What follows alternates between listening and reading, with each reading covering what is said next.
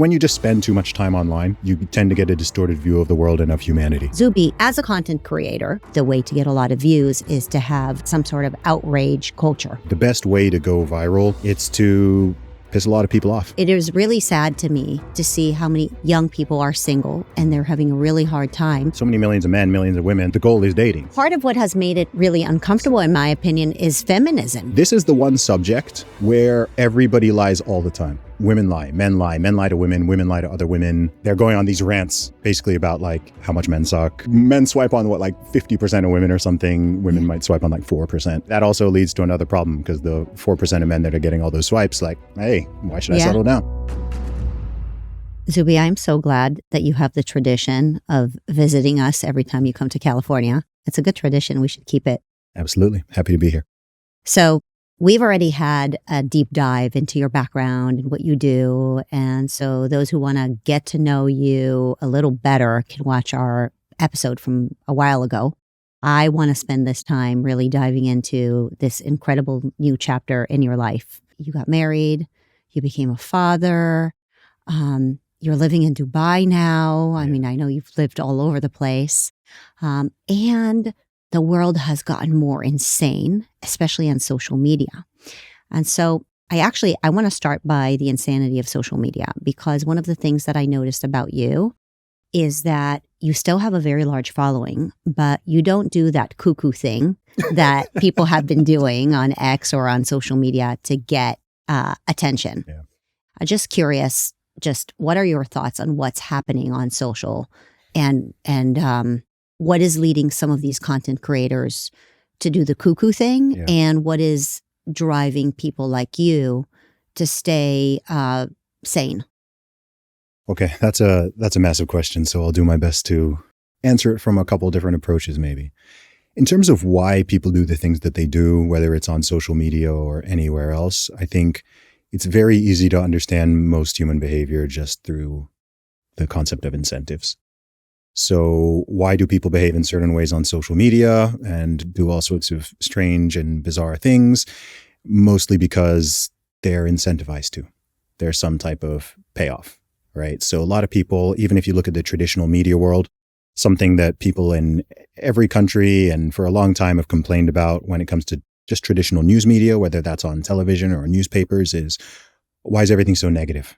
Where's the positive news? Why can't we have a newspaper that you open it and it's just all the good things happening in the city and the good things happening in the country? And by the way, in different places, people have tried to start those and they always go out of business. Nobody reads them. People don't want to read them, right? People want to feel, just generally speaking. But oftentimes people want to feel anger. They want to feel outrage. They want to feel fear. And I think that people often forget that dopamine isn't just produced by like positive things. Like that's why we have this, all the content you're referring to, I call it anger-tainment. And anger-tainment is an extremely popular genre online. In fact, the best way to go viral is not to share something super positive and uplifting. It's to piss a lot of people off.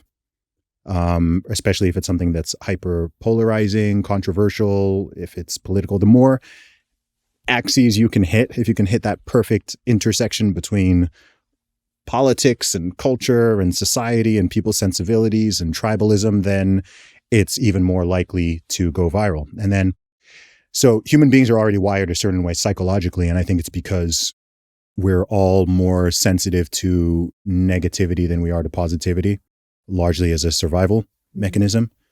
So we are threat detectors. And so like if you think about it, if you're just in an environment, the most important thing to be aware of and to take notice of are any potential threats to you. And I don't think our brains are so good at determining real world versus the online world. So those same emotional triggers, that same negativity bias exists online. If we post this podcast online, and there are 100 positive comments and one particularly nasty one, which is the one that's going to stand out, which is the one that's going to affect your mood the most, which is the one you're going to mull on and tell people, hey, can you believe that person wrote that? And so on. It's not the 100 positive ones. It's that one negative, nasty one. It's just how we're all wired. And then I think now we live in the world of algorithms. We live in an attention economy with social media, YouTube, all of that. Everyone's constantly trying to get attention because they want influence downstream of that. That's really what it is. It's always a battle for influence.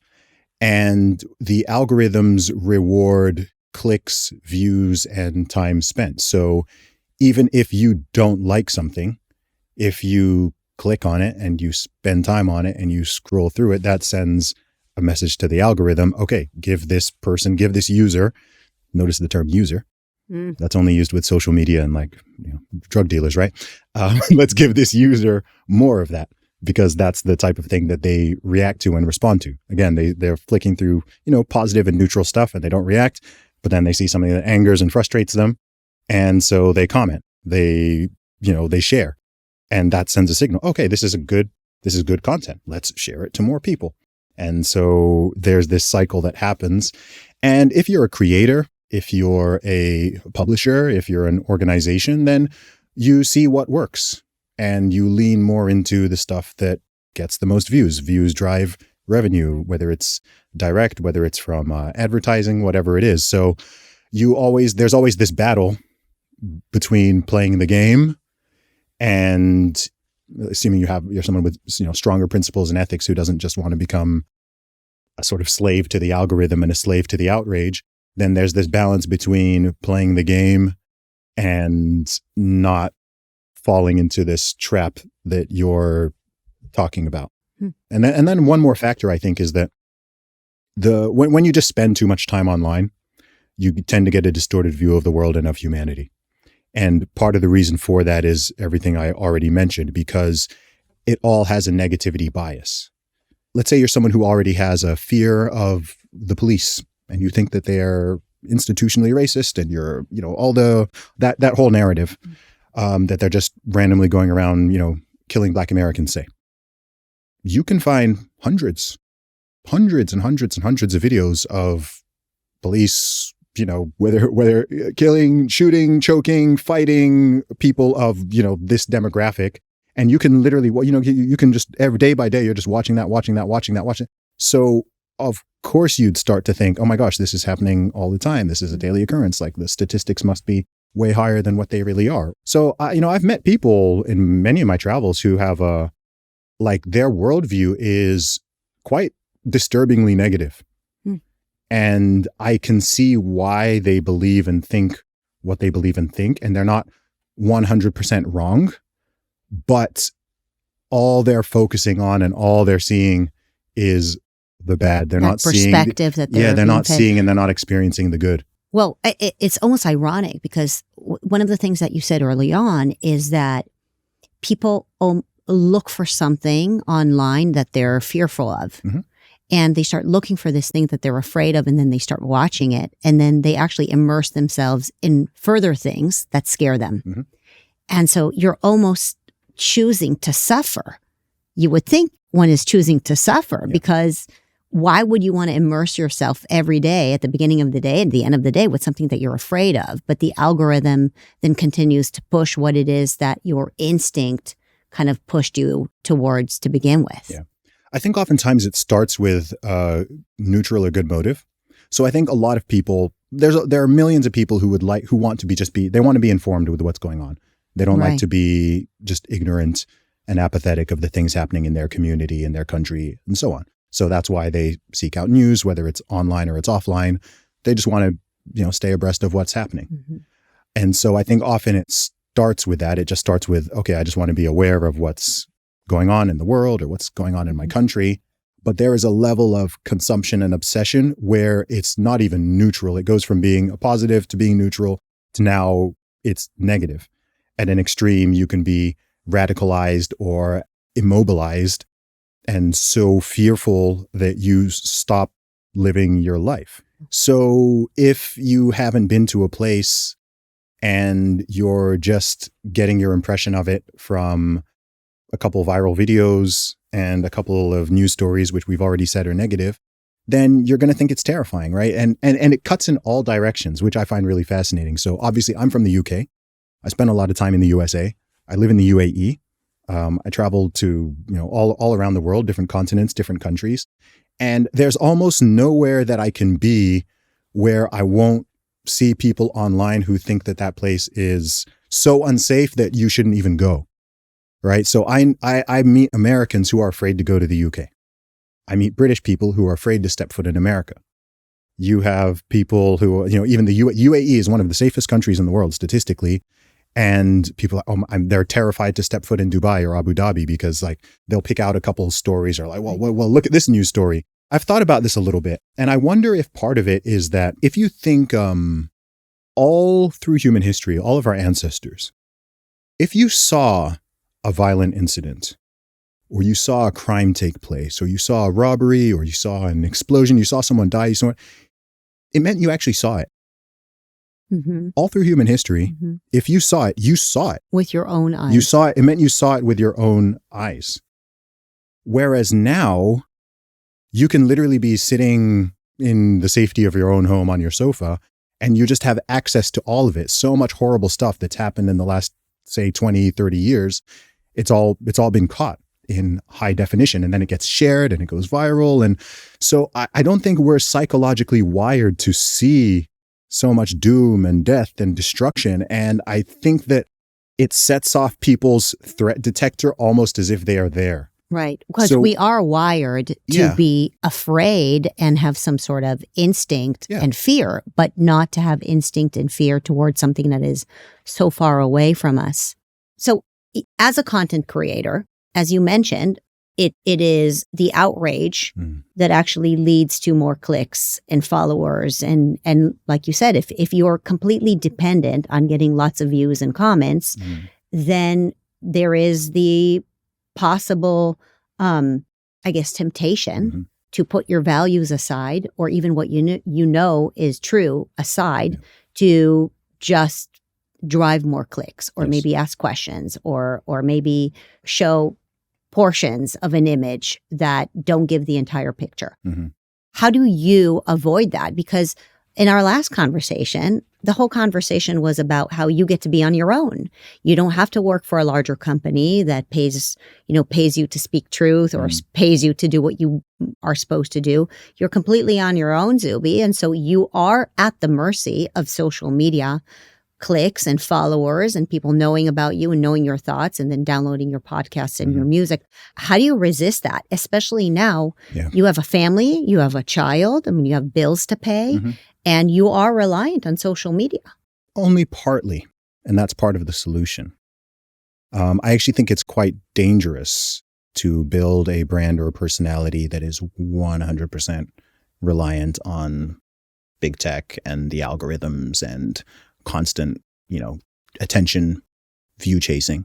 Like I said, we live in an attention economy, so you're always going to need to court attention to some degree. But I think the first step actually is to, maybe not a first step, but part of it is to, I would encourage creators not to be totally reliant on those things. Because I think once you are, it's actually a little bit of a dangerous game, because as you've already said, those incentives and influences and that temptation is going to come in for you to, get more and more radical, sensational, extreme for the sake of views, for the sake of Right, attention. because your entire media company and income is dependent on that kind of behavior. Yeah, so look, I think a lot of it just starts with knowing yourself and knowing your own values and your own ethics. And that's not the same for everybody. For whatever reason, I remember in my late teens and my early 20s, just really thinking a lot about, my principles, my values, the things I'm willing to compromise on to what degree, the things I'm absolutely not willing to. Because the same, I started out just being a rapper, right? So being an 18, 19-year-old who wants to be, a rapper in the music industry, and you want to talk about a world of temptation, gosh, it's hard to find a bigger one. And so even in music, why are there rappers and musicians who talk about a life that they don't even live, and they say things that they, don't do. And so it's and their parents too, and they wouldn't want their children to hear those things. Again, it's incentives. It's incentives. It's like, well, that seems to sell, or that seems to be popular. I'm more likely to get on the radio if I talk about this instead of that, and so on. So I made a decision from the very beginning that, just with my music, that I'm always going to be me. I'm not going to falsely represent myself. I'm not going to pretend that I lived a life I didn't live. I'm not going to pretend that I do things that I don't.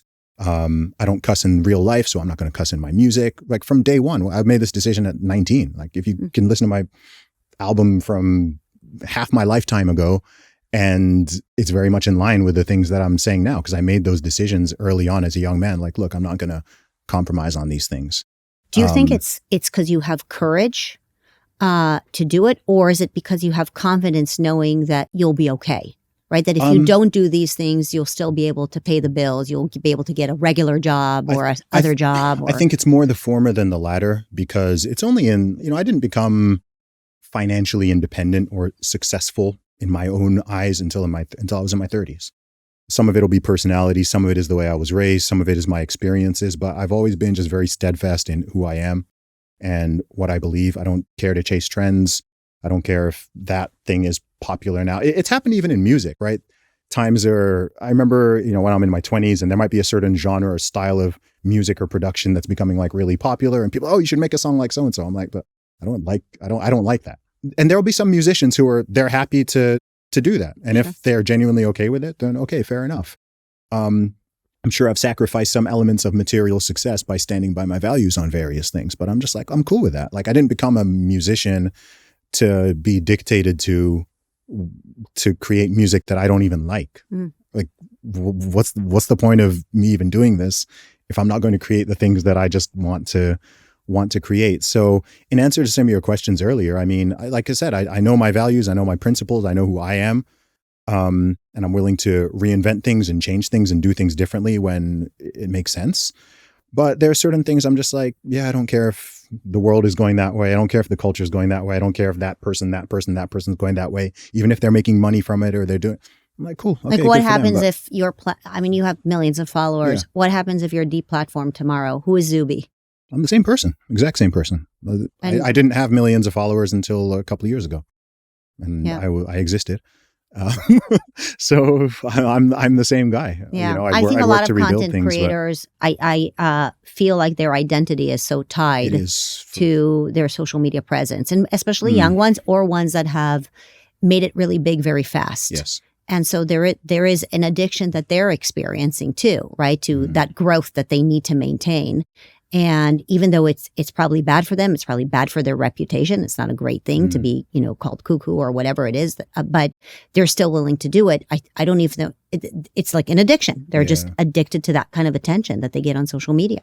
Yeah. I think I'm very blessed in a way that a lot of my success was delayed. So I released my first album when I was 19. And obviously when I was 19, like, I wanted to blow up now. Like I want to, get my music out to millions of people. And nobody has patience. Yeah, right. Like I was a young, hungry musician, right? So you're just like, cool. Like you just want everyone to know who you are and to hear your song and this and this. And I'm very grateful that so many of the opportunities that came to me literally. 2019 was a big transition year for me. I think that's probably when you first discovered me. Yeah. A lot of people discovered me like 2019, 2020, 2021. And at that stage, I'm in 2019, I'm 32, 33. Okay. So now when Joe Rogan invites me on his podcast, like I'd have no business going on Joe Rogan when I'm in my 20s. I don't even know what I would have talked about for 3 hours.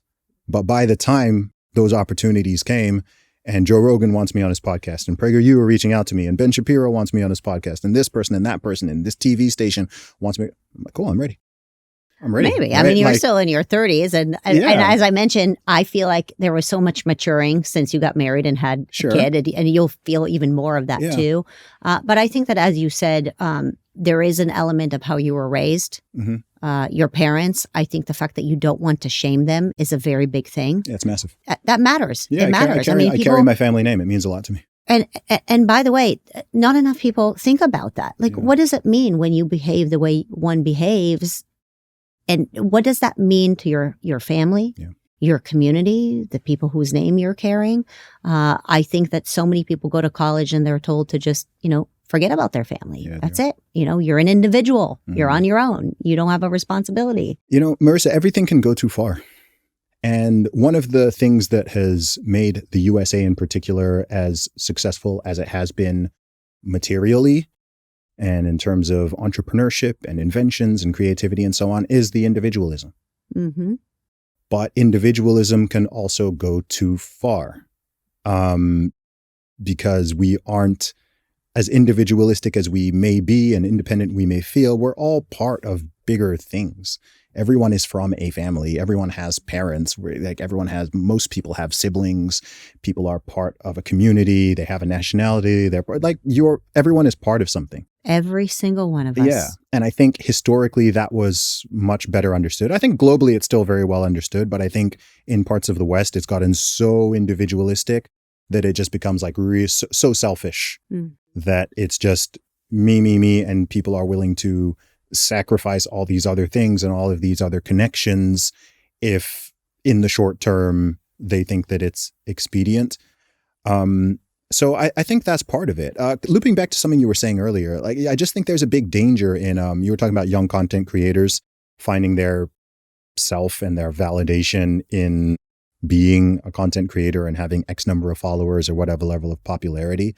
And again, I would just caution people against that. Like, it's interesting you asked me if I lost all my followers or whatever, who would I be? I'm like me. Like, my value doesn't come from that. And by the way, I know you really mean it. Yeah, because a lot of people would say, "Oh, nothing, sure, never mind." No, you really mean it. I wouldn't be happy about it, right? I wouldn't be like, "Hey, like I worked hard for that."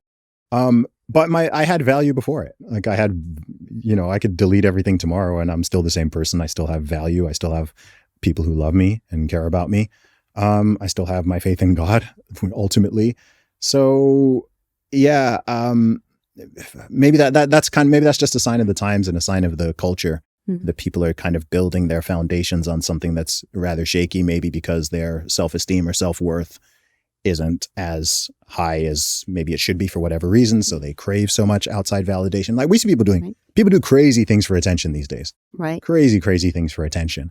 And there's something at the root of that. Maybe people didn't get it enough when they were children. But it's just a dangerous game in the same way that chasing infinite money is a very dangerous game, right? We all need to live, and it takes money to live in the world, and we all have expenses and bills and so on. It's important to work hard and have a job and take care of your family and all of that.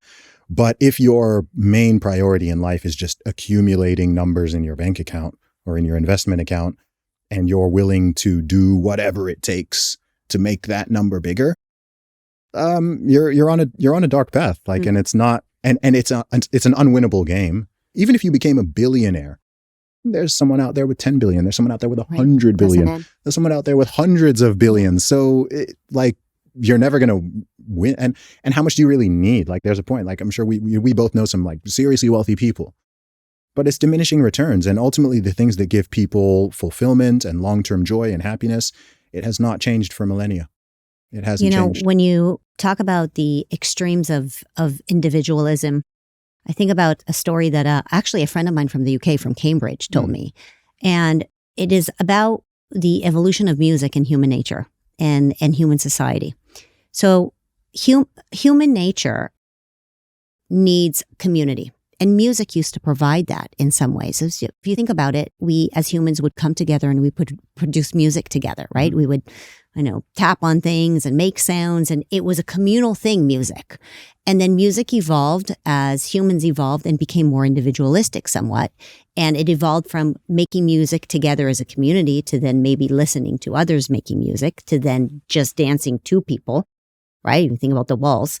And then it was to people dancing on their own, all the way through now where people are just listening to completely different music with headsets, not even looking in each other's eyes, not even dancing together. And you see the evolution of music just as almost a way to categorize what we have seen humans moving away from each other and becoming more and more individualistic.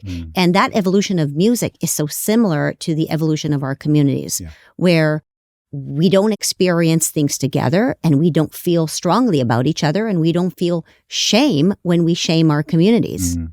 And then what are the questions everyone asks? Why is there a loneliness epidemic? Why are so many people single? Why aren't this happening? And it's like people have isolated themselves so much, and so much of it is maybe it's not intentional, but it's voluntary. Sure. Right? It's not like all of a sudden, it's not like we're physically isolated or something. Yeah, nobody's forcing us to do it. And you see it even in like very little things. Like something I find quite fascinating is like in my own lifetime, like even if you look at something like video games. So when I was a teenager and I'd play video games with my friends, like we're all in the same room. Yeah. You're all in the same room playing together, split screen, whatever it is, alternating controllers if you need to, but you're all in the same room. You're still socializing. Maybe you're having a snack or whatever, and you'll go play outside after. Now, when those same teenagers are playing video games for the most part, each one's individually, like you said, individually in the room. Yeah. They might be playing a multiplayer game, but they're by themselves. Yeah. They've got their headset on. They might be playing with 1,000 other people online and talking to them through the headset, but you're physically isolated. So much stuff is just more isolated. Yeah. If the way people meet now, I think the majority of people now meet via like online dating and apps and stuff, which again, people are swiping through each other like a catalog, which has a lot of problems with it.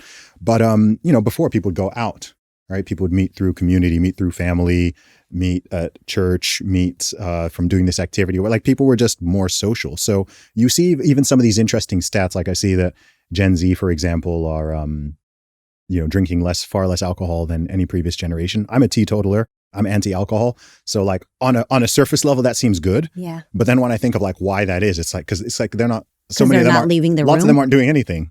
They're also not driving cars. They're also not like socializing. They're not, they're not just doing things that we typically would consider young people just doing together. Yeah. Just normally do these things. And it's not like an entire generation, but there's been a very significant shift. And I think that the ease of smartphones and social media, in the past, you didn't really have a choice to be, even if you didn't want to socialize, you didn't have that much of a choice, right? Yeah. You can't just sit around and dawdle there around. Wasn't that. No, there wasn't something to look at. It like wasn't that. there. Yeah. So it's like, look, if you want to have friends, if you want to meet people, if you want to do things, you have to go out there and actually be social. You can't just hide behind a screen in a little machine and, pretend you're being sociable when you're not. Do you think these maladaptive behaviors that are basically coming about because of technology, social media, the fear mongering and the sensationalism and the following more things that will make you scared, or the isolating ourselves or not listening to music together or not creating things together,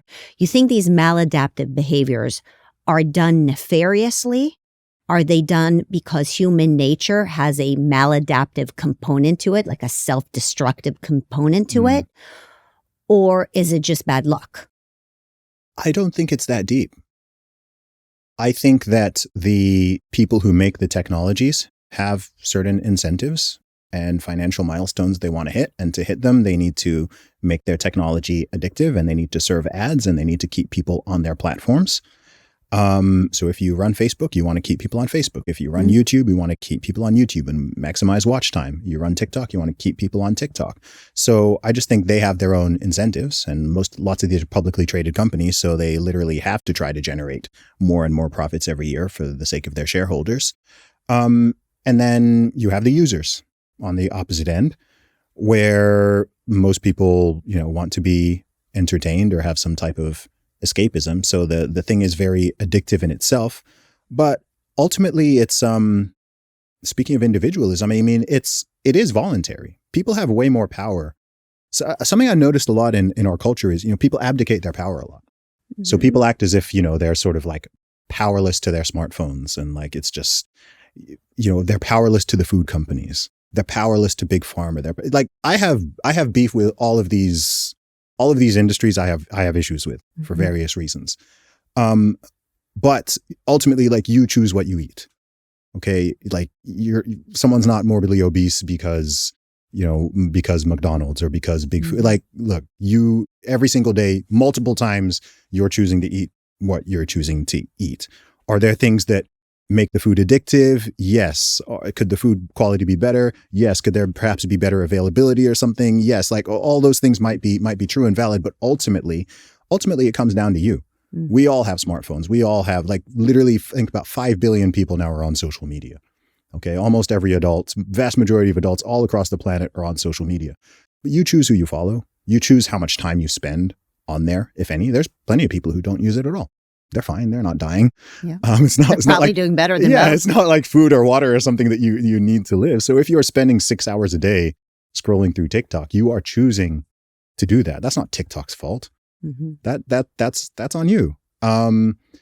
And so I think people need to just take the power back and realize, like, look, I've got the power. I'm going to choose what I consume with my eyes, with my ears, with my mouth. I mean, it would be like, imagine I spend all week watching terrible movies, and then I'm like mad at the movie industry and I'm mad at Hollywood and whatever. And someone's like, bro, like, you're literally choosing to watch that. But that's how people are living their lives in these other things. So people need to stop outsourcing that responsibility and just take it back and say, look, if I'm not happy with the result of this, I'm the one who needs to make a change. Start and yes, with you. It's not always easy. Sure, things can be addictive. Sometimes you might slip up or whatever, but it's up to you. It's really up to you. How does this view, now that you're a father, how do you apply that to fatherhood? Because, okay, no smartphones or social media. Your baby is little. Okay, he's what, 4 months now? About. Yeah. Okay, but he's going to grow up, and his friends are going to have social media. Yep. And he is not going to have the same discernment that you do, or not when he's a child. What do? Do you not give your child the cell phone? Do you tell them no social media? This is where I think the questions start becoming difficult to answer. Sure. Right. I think I've talked about this with my wife. I think she's even more like anti-smartphone and anti-social media. It's so easy when they're babies, by the way. Have her call me in 10 years. No, I'm aware. You know, I've been an uncle for 19 years. So I have 10 nieces and nephews. So even though I've just become a father, I've been pretty close to watching a lot of kids go through all of these different phases. And I see how my siblings are handling it. In fact, I have some teenage nieces and nephews right now who, you know, they're going through this whole thing of how to manage the phones and when's it okay to, you know, do this and do that. So, you know, I think with, I'm a millennial, you know, I think in our generation, like as we raise our kids, we're going to be a lot more sensitive to this issue. Not all people, but I think those of us who are thinking about it, are going to be a lot more cautious because we're now 20 years into the smartphone social media experiment. So, and a lot of the data is in already. So we know that, you know, I've met people who, you know, gave their 5-year-old full, you know, smartphone and full access to social media. Like, that's obviously crazy to me. Like, I try not to, you know, harshly judge other parents in general, let alone before I was a parent. But there are certain things where I'm just like, that's just insane. Like, that's just giving a 5-year-old unfettered access to social media. Like, how can that be a good idea? Mm-hmm. Just like giving them, you know, beer and wine and booze, like that's obviously a bad idea. So the way I think of it is, firstly, the landscape's going to change a lot over the next couple decades. Like, by the time he's an adult, I have no idea what the social media, what the techno landscape is even going to look like. But, you know, something that my parents did extremely well for myself and my 4 siblings, and which I would certainly like to model for my son and future children, is they were actually very good about teaching us about discernment and instilling certain values and morals and priorities in us, to the point that myself and all of my siblings, we all went to boarding school very young in foreign countries. I went to boarding school at the age of 11. So from the age of 11, I've been traveling internationally by myself. Do you think that seeing the world is what developed the discernment in you? Well, but before even going to do that, my parents already knew that they had instilled enough in me that they could do that without having to. That they could send you to a different place. That they could send me to a different country. And they didn't, my parents never worried that I would do drugs or I would smoke cigarettes or I would like get in trouble with it. They didn't worry about it. They knew, no, we've already like these. Because they didn't send you to those schools for the schools to make you you. They made you. Yes, they already instilled just certain basic things. And look, every child is different, right? Maybe someone would be maybe a far more rebellious personality. They could have done all that and still I would have gone off and, you know, done some crazy stuff or whatever. But I would like to do my best to do that for my own kids. Just instill certain values, priorities, and ethics in them, and just a sense of discernment. Even just knowing not to cave to, you know, peer pressure. Just the basic understanding that just because a lot of people are doing something or saying something or believing something, it doesn't mean that it's right. It doesn't mean it's correct. It doesn't mean that it's true. And so I think that's the way to do it, because then no matter what technology comes down the pipeline, no matter how the society, the culture, like so much stuff's always changing. I don't know what direction it's going to be going 5 years from now, 10 years from now, 20 years from now. But I think if we do a good job in raising our kids, then no matter what happens, what environment they sort of find themselves in, they will know themselves well enough and know their values well enough and know who they are well enough that they won't fall into some of these traps. So that is certainly my goal. How much of the idea of how to raise a child and values came to your mind when you were dating before you proposed to your wife? Is it something that you thought about when you were picking her? Yeah, it was a first conversation we had. Like, how did that go? How many kids do you want? Really? Wait, yeah. did she ask you that, No, or you I asked her that? her. You asked her that. Yeah, if she was like, I don't want to have any kids, On then next. the first date. It wasn't even a date. It was we hadn't physically met yet. How did you meet? It was a video call. How did you meet your wife? Short form. Okay, actually, I'll tell a little bit of the story. Yeah, we wanted to. I'll tell the story rather than the. Finally, I get the truth. I know. Normally, you change the subject and you avoid it, but I have the cameras on and I'm not letting you out. Okay, sure. So I would in early 2023, I went to South Africa for one of my friend's weddings. So I went to Johannesburg, and then I went to Cape Town, and because I'd never been to Cape Town before, and I was like, cool, I'm already in South Africa. I got to check out Cape Town. I've heard great things about it. So I went there for like 11, 12 days. And, I was seeing sights. A guy I know invited me to hike up Table Mountain in Cape Town. So I hiked up Table Mountain, and, at the top, like I was hot, I was sweating. Like I took my shirt off, and I took a couple photos, on top of the mountain. And I posted one on my Instagram stories. And then the following day, I was just going through my messages as I normally do, and I've had women sliding in my DMs for a while. It happens. But there was one, and it just said, where was my invite? LOL. Wow, she's bold. And I was like, who's this? She looks cute.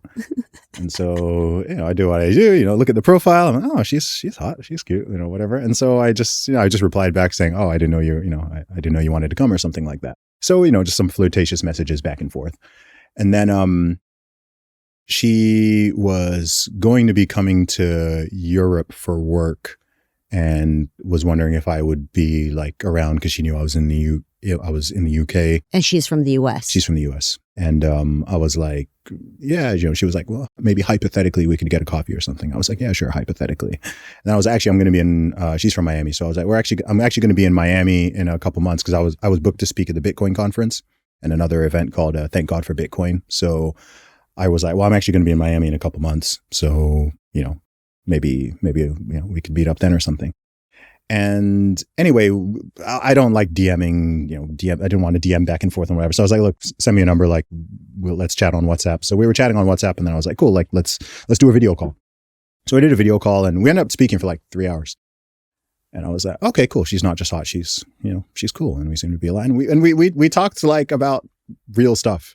It wasn't just like, I thought it was maybe going to be a 20-minute call, but, we were talking for hours and talking about what we want in the future, our goals, our ambitions, our values, stuff like that. Because she'd actually been following me for a few years. I didn't know this. Like, I don't know everyone who follows me online or whatever. Sure. And then I went to Miami for the event, and she actually picked me up from the airport. Were you nervous that she's not going to look the same or? No, I think I'd seen. I think I'd seen enough evidence that she was who she was. Can you imagine? It's like an avatar or something. Yeah. So I think I'm fairly savvy in that regard. So I was like, no, like. So she actually picked me up from the airport, and she came and saw me speak at the events, and we were just going out for meals and date. Like we were on like a 1-week date basically while I was in Miami. I think I was actually coming to California next. I had some interviews or something to do in California. Maybe even I was coming here. And I feel like that may have been that because I It may remember have trying to find out who you were dating and you were like not telling me, probably, okay. Yeah, yeah. It's all So coming there was back to me there was now. that conversation of like, how women are, of like, where's this going, sort of thing. Yeah. Like, who are we? And I was just Well, like, where did you think it would be going after you don't live in the same country? I wanted to be. I think I'd already made a decision before I met her that like I need to be more intentional. Yes. Because also like I'm not gonna reveal too much on a podcast, but like I was just from 2021 to from 2021 to early 2024. I wasn't even living anywhere.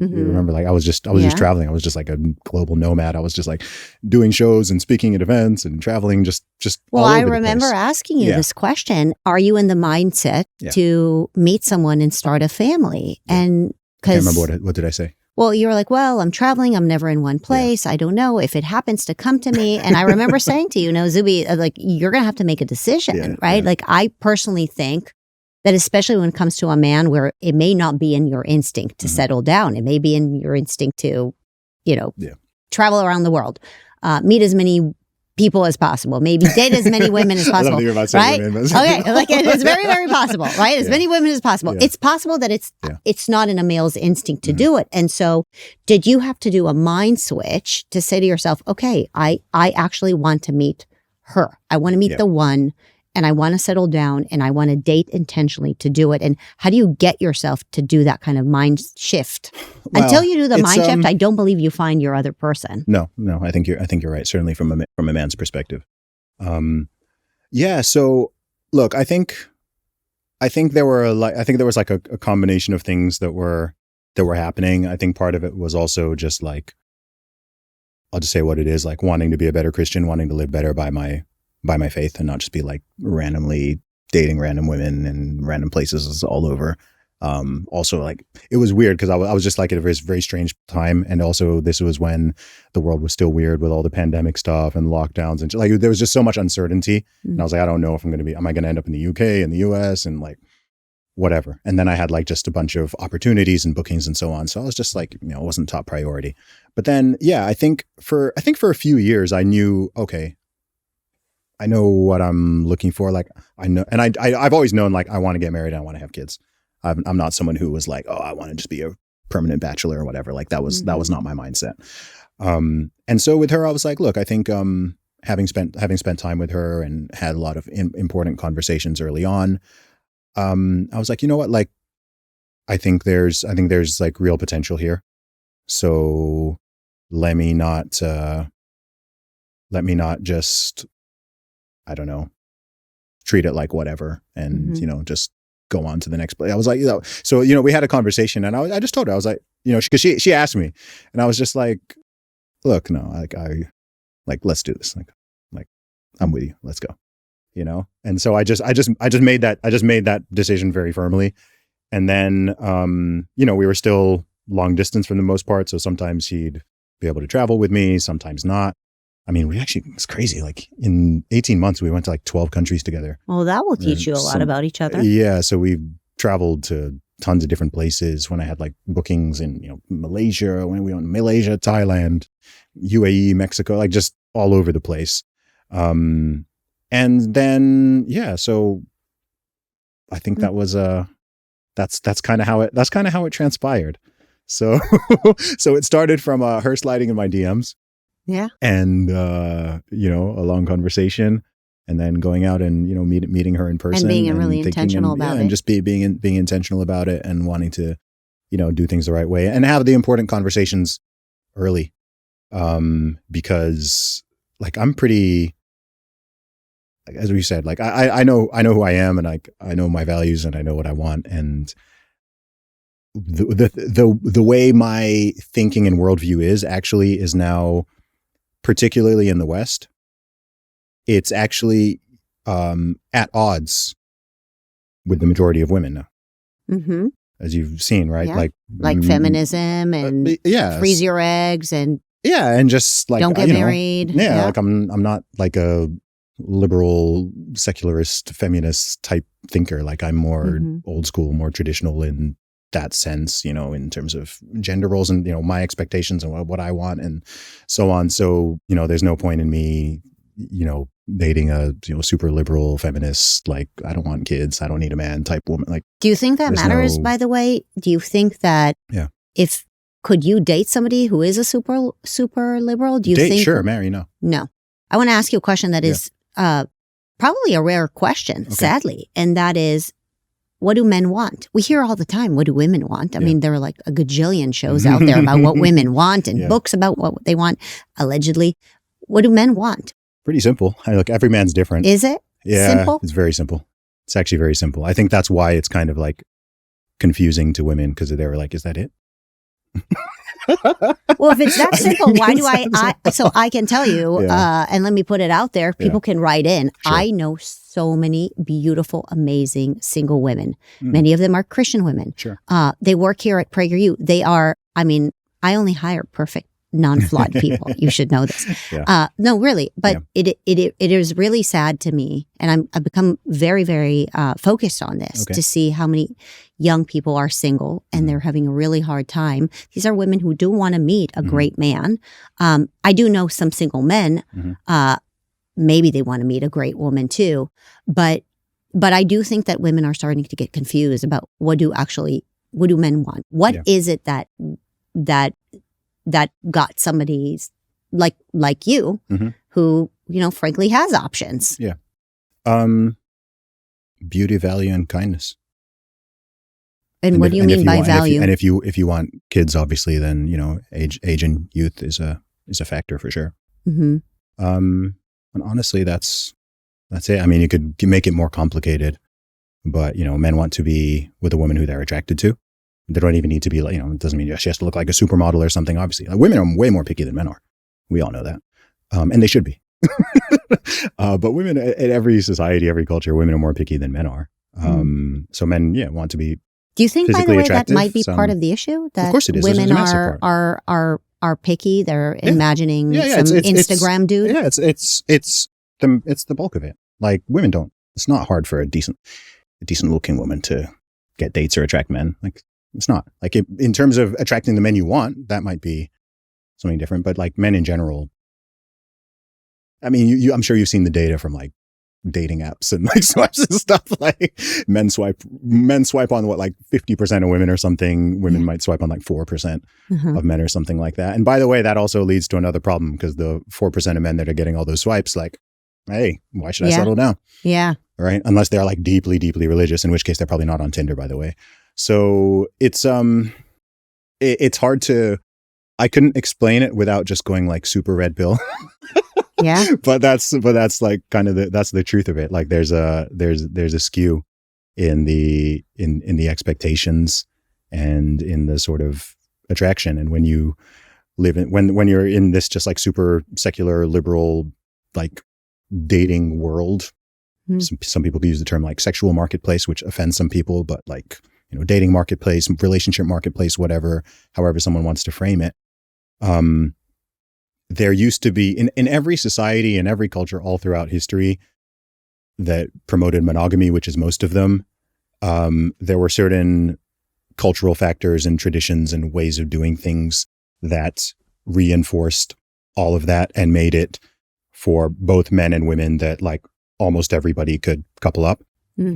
And the dating marketplace, to call it that, has been, what's the word I'm looking for? Deregulated to such a point where it's just like those mechanisms are all taken away, and even like actively, you know, people actively oppose them.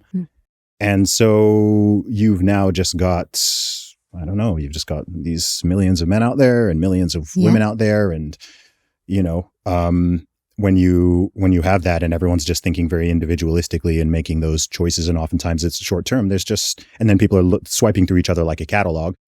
Of course, it's not going to result in great results. Like, it's if you're just a hedonistic man who's in like a very small percentage of people, then it's like great for you. It's like awesome. Like, those guys have never had access to so many women.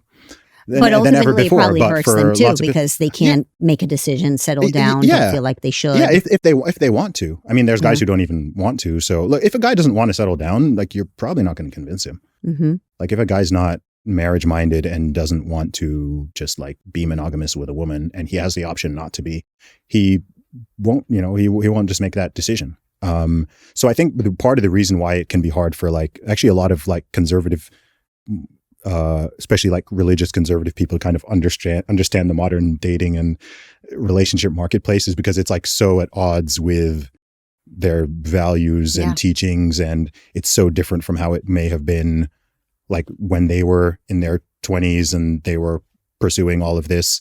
It's very misaligned from that. I think they don't realize just how degenerate and deregulated and scattered and just uncommittal so much of it is. And ultimately, you know, in the long term, it doesn't serve many people very well. Like, I don't think the average woman is particularly happy with this outcome.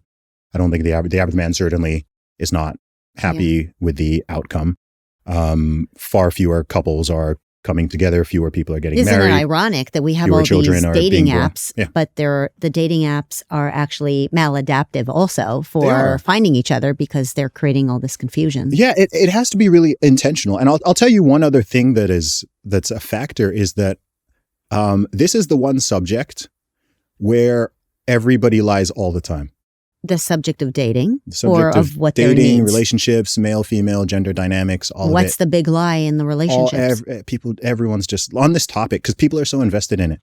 Yes. Everyone's invested in it. Of course, everybody's impacted by it. Yeah, everyone's impacted by it. But because of it, like women lie to women lie to other women, men lie about to like what do they lie about? Just about everything. Just about how all of this stuff works, just what the reality is. Like okay.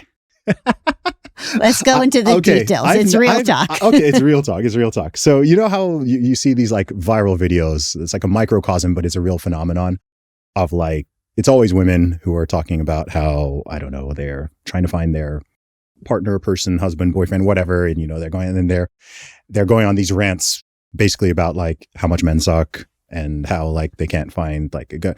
I've never seen one of those videos where the problem isn't like really obvious to me.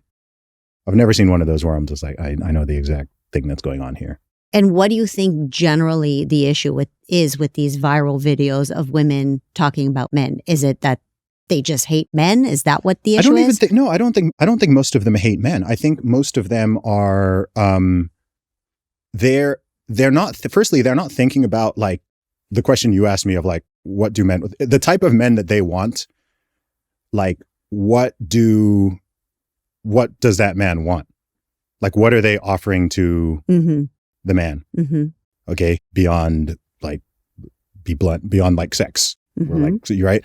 So they're not even thinking about that. And oftentimes, well, a lot of them are dating all the same guy. They're all dating the 4% on. They're all, a lot of them are all dating the same guys, and they're like, oh, I want this guy to commit to me. So with men, again, like there's a difference between a type of woman a man like might be sexually attracted to or have a dalliance with or have a date or whatever versus the type of woman he actually wants to marry.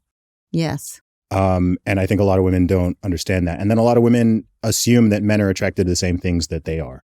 So when women are even talking about their hot single friends, they'll like talking about she's so smart and she's got this degree and she works this job and she's a rock star at this company and da-da. And a man's just like glazing, his eyes are glazing over. He's like, I'm not saying those things are bad, but like you're thinking of like, oh, well, if a man had all of these traits or whatever, he'd be the catch, right? Yes, I totally get it. Yes. So they're not thinking from the other perspective. It's like it's very one-sided. And then I just think because of people's stake in this and because of the, dating, marriage, relationship, sex, like it's such a strange topic. It's like a very uncomfortable topic in a lot of ways. Well, part of what has made it really uncomfortable, in my opinion, is feminism, because feminism does not allow us to understand human nature. We're not allowed to accept men as they are and women as they are, right? So the feminist movement taught women that we should sleep around with as many men as possible so that we feel like we're equal to men. Well, that is not true. We don't want to sleep with as many men as possible. That is not in our nature to do so. The feminist movement has told men that they need to behave more like women and demasculize themselves, right? We should tell our sons to not be so masculine. And so I think that is a big part of what has really turned these conversations upside down for us. When these women are talking about how they want to set their girlfriends up with a man, and they basically something that they're not even looking for, right? Because generally a woman wants a man to take care of her, right? And I think that is part of the issue. Is this is again a cultural conversation that has led to some of these problems, but we also can't be honest about it. Like you said, that's what I'm saying. We can't just be honest. No one's honest about it. And if you are, it's impossible to like speak honestly about this subject without being accused of like hating women or being a misogynist or being sexist or something. I'm being accused of being anti-women, right? But it's like, but we need to be honest. We are different. We're equal, okay? But we're different, and we should be able to admit that. Yeah. And so there's just this, it just misses. And then there's just a complete lack of intentionality and commitment with lots of it. Like outside of religious circles, it's all just a mess. Like even when people are just talking about like dating, it's like dating for what purpose? So many millions of people, so many millions of men, millions of women, like the goal is dating. That's the goal. The end goal is dating and like, random not sex. Marriage. No. So if that's the frame and that's the thinking and then that results in a very different approach to a marriage-minded approach. Right. Where on the first date you say, by the way, I'd like to get married and like to have kids. Let's talk about that. And by the way, they're not just different. They're often at odds. So let's say, okay, we're really doing real talk here. So let's get into trouble. I always do. Okay. So like a lot of the things that would qualify a woman in the eyes of a man who is, I don't know, let's say a high status man or a man who has options. A lot of things that would qualify her to be a wife and for him to like take her seriously would be the opposite approach for a quick hookup. Do you see what I mean? Yes. So if a guy is just looking for a quick hookup, he is looking for signs that he's looking for certain signs from that it's going to be easy. Yes. Okay. And those are the opposite of the signs that, that's like a potential wife right there. Right, because she would raise my child with values, etc. Yes, and I can trust her and she'd be loyal and so on, right? So he's looking. So when people are just in this mindset of just like, let's just go out and, hook up and hook up and hook up, then there's and what also can happen is, oh gosh, I'm going so red pill now. Like, like women need to understand that just because a guy would like sleep with her, it doesn't mean he would date her exclusively, let alone marry her. No.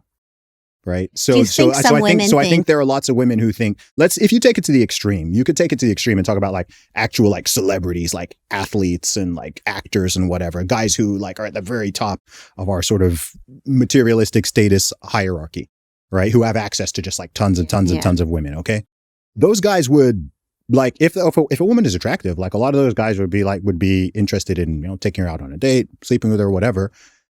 That doesn't mean that he'd marry her and be like, then make her like, this is my wife. But if a woman is explicit and it's like, this is, she in her brain, she now thinks these are the caliber of men that I can get. And it's like, no, they'll sleep with you.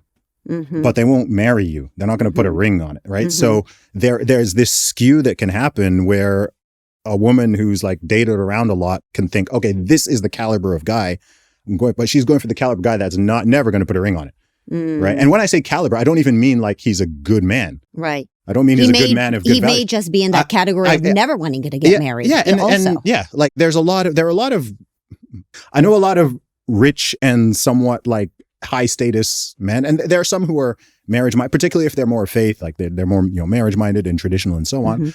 But there are lots of guys out there who are just like, cool, like I just want to play the game, like I've acquired all of this status and wealth and whatever, and now I can just have access to all of and so I think again people need to think of like, okay, what's the goal here?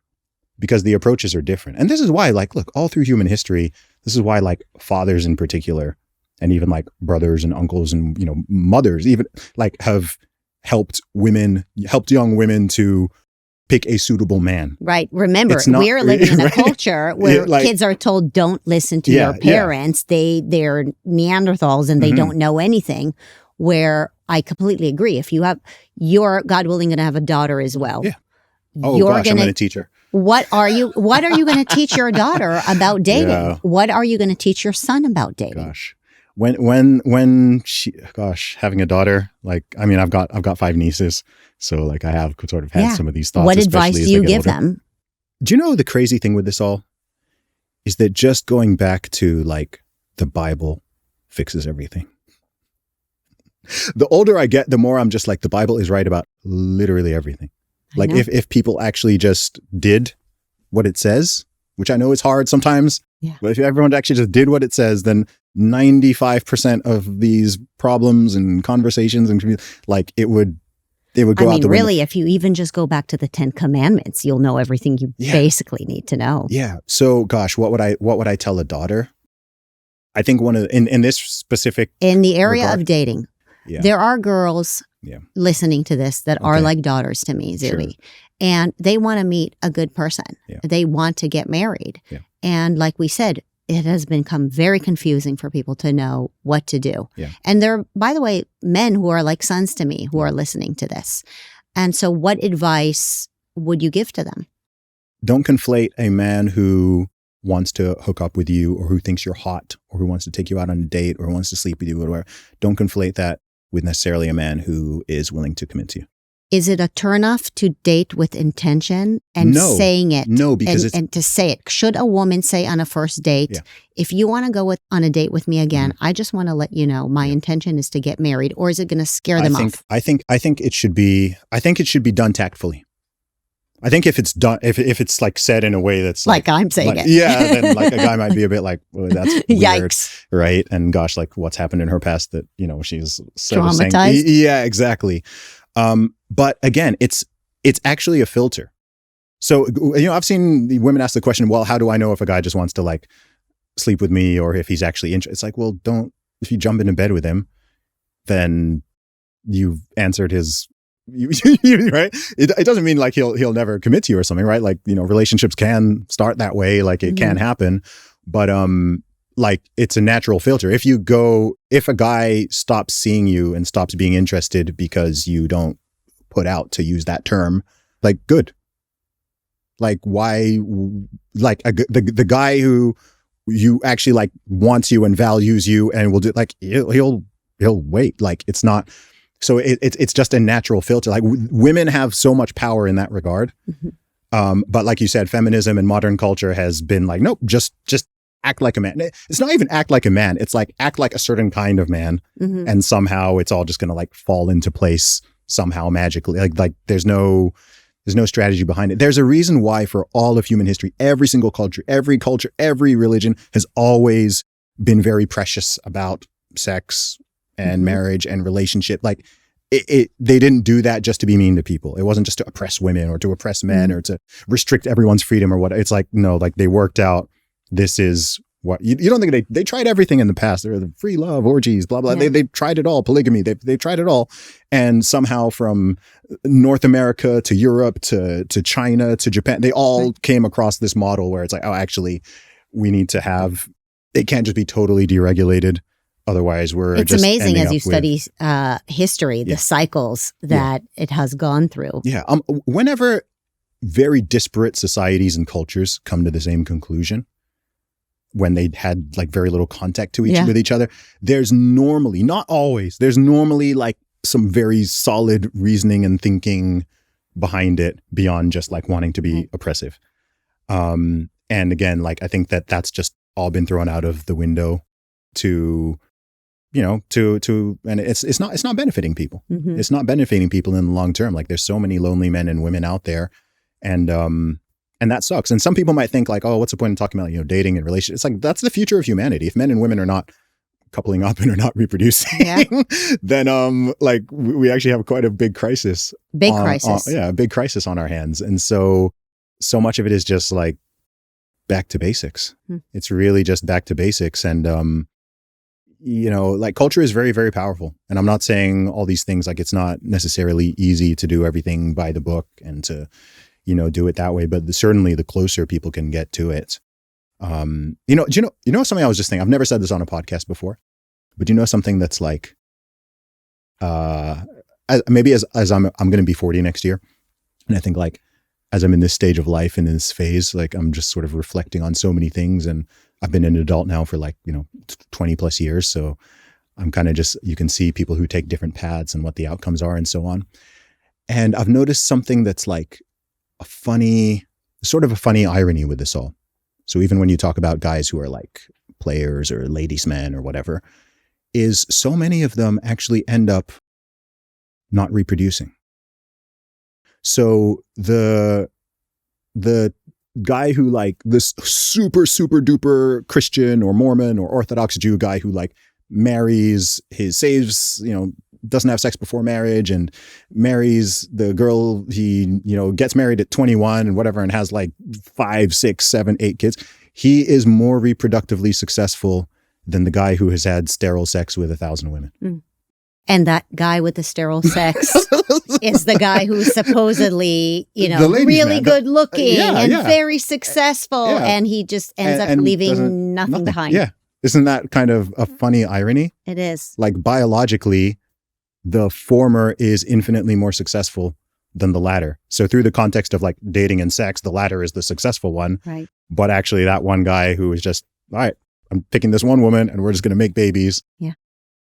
He's the one who ends up passing his genes and his values and everything on. So that's like something that kind of hit me the other day of just like, that's one of those like sort of funny twists of fate that happens in this life. Well, then you apply that same logic to the West in general, right? So the West is not replacing itself, right? We're teaching our kids that they're parasites on planet Earth and they shouldn't have kids and that they should be individualistic and therefore leave enough money for themselves. And so why waste it on your children, right? It's too expensive. And so with that logic that you apply to that very attractive man who's very successful, who's not reproducing, you apply that same logic to the West now, right? And, the West has been successful and prosperous. And ironically, it is shrinking. Yeah. Shrinking. Yeah, exactly. I mean, it's fascinating being like cross-cultural in the way I am. So obviously my family background's from Nigeria and, the birth rate there is like 5. The median age in Nigeria is 20. Half the population is under 20. And that's true of like many, of many countries in Africa around that. When then you look at somewhere like Japan, the median age in Japan is 50. They're losing 1 million people a year now. They're selling more adult diapers than baby diapers. South Korea's birth rate's now down to like 0.7, 0.8. So Europe is below replacement rate. Every single country. Much of the West. All of it.